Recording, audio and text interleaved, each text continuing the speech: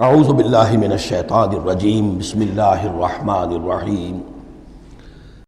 سورہ ہجر کے پہلے رکوع میں، جس کا ترجمہ ہم کر چکے ہیں، 2 مرتبہ قرآن حکیم کے لیے لفظ آیا ہے الذکر، اس کی طرف خصوصی توجہ کی ضرورت ہے۔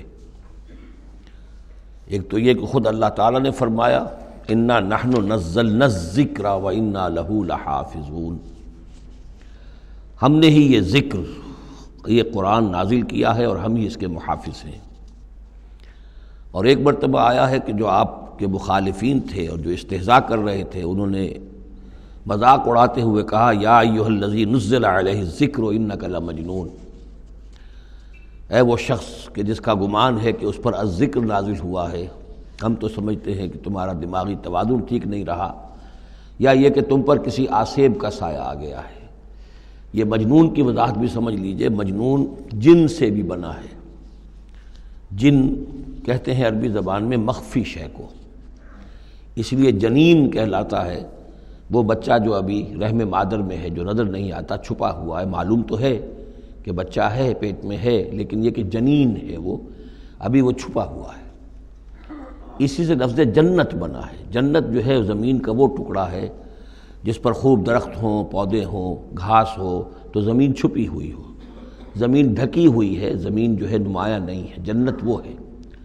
جن علیہ اللیل کا آیا تھا کہ جب حضرت ابراہیم کا تذکرہ تھا، جب رات نے اس پر تاریکی کا پردہ طاری کر دیا تو گویا کہ ہر شے چھپ گئی۔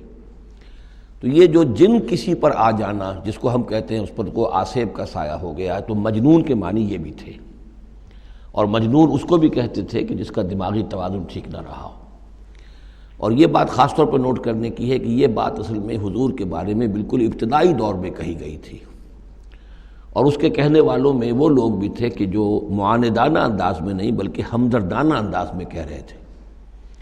یعنی بالکل شروع میں جب حضور نے دعویٰ کیا نبوت کا اور فرمایا کہ اس طرح میں تھا وہاں غار حرا میں، اور وہاں فرشتہ آیا ہے، جبرائیل آیا ہے، تو بہت سے لوگوں کو گمان ہوا کہ معلوم ہوتا ہے کہ کوئی بدروح، کوئی آسیب کا سایہ ہو گیا ہے انہیں۔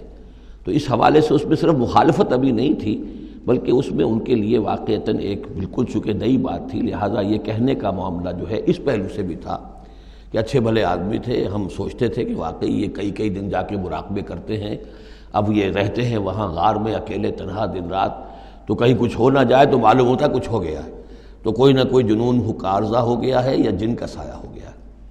تو اس لفظ کو بھی سمجھ لیجئے، اور جو بتانا تھا وہ یہ ہے کہ سورہ نون جو کہ بالکل ابتدائی دور میں نازل ہوئی ہے، جس کا نام سورہ قلم بھی ہے، 29ویں پارے کی دوسری سورت، اس میں بھی یہی بات جو ہے کہی گئی ہے۔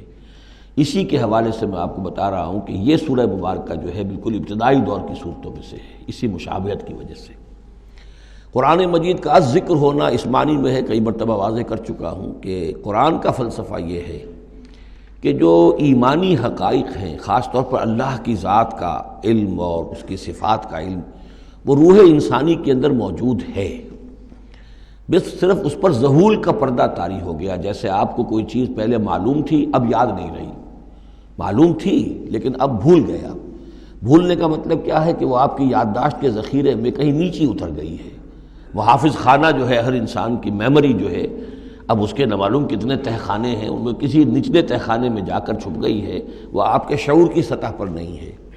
تو کوئی چیز جس کا اس سے تعلق ہو، وہ اگر سامنے آئے گی تو فوراً وہ چیز یاد آ جائے گی۔ ایک دوست سے سالہ سال ہو گئے ملاقات نہیں ہوئی، کبھی خیال بھی نہیں آیا، بھول گئے آپ اس کو، لیکن اچانک کبھی اس نے کوئی رومال آپ کو دیا تھا، کوئی قلم دیا تھا، آپ نے ٹرنک میں رکھا ہوا تھا، ٹرنک کھولا، وہ قلم یا رومال دکھائی دیا، فوراً دوست یاد آ گیا۔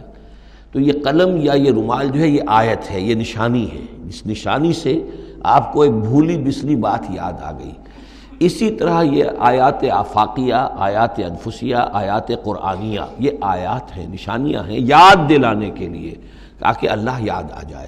حقیقت میں اللہ تعالیٰ کا علم اور اللہ کی معرفت سوئی ہوئی ڈورمنٹ پوزیشن میں، ڈورمنٹ کنڈیشن میں ہماری روح میں موجود ہے۔ تو الذکر، دی ریممبرنس یا دی ریمائنڈنگ، یہ اصل میں وہ چیزیں کہ جو روح انسانی کے اندر موجود ہیں، لیکن جن پر ظہول کے اور نسیان کے پردے پڑ گئے ہیں، ان پردوں کو ہٹا کر تازہ کرنا۔